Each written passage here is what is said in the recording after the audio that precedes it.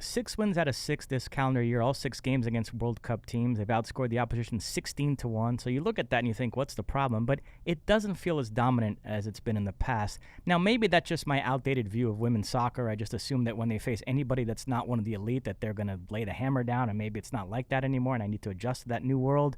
But what do you think? Does it bother you that these wins don't feel as dominant as they did in the past? It doesn't bother me because we've talked about, as the rest of the world has finally not caught up, but at least attempted to catch up with a very limited amount of resources, but more so than they have in the past, they are able to close that gap. But there is still a gap. So that margin has decreased, but there is still a margin. And ultimately, the cream of the crop is the U.S., especially playing against a team like Ireland. And as we said last episode, the U.S. only really faces competition against a handful of teams. Ireland is not one of them. Can they win on the day?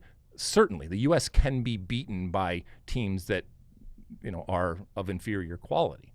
But it doesn't bother me that we're not blowing out every single team that we come up against. As a matter of fact, in a more big picture perspective, that's a good thing. That's a good thing. I don't look at it necessarily as the U.S. regressing as much as I look at the rest of the world progressing. And if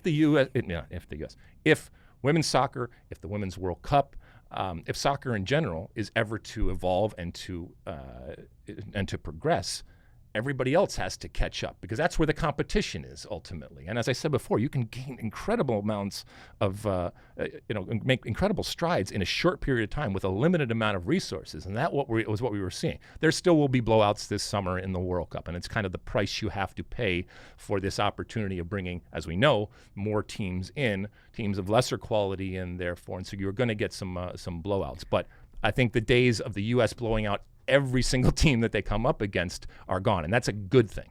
You like that clip? Well, my State of the Union podcast drops twice a week right here on my very own YouTube page. The only way to stay up to date is to hit that subscribe button down below. Size the day, and see you soon.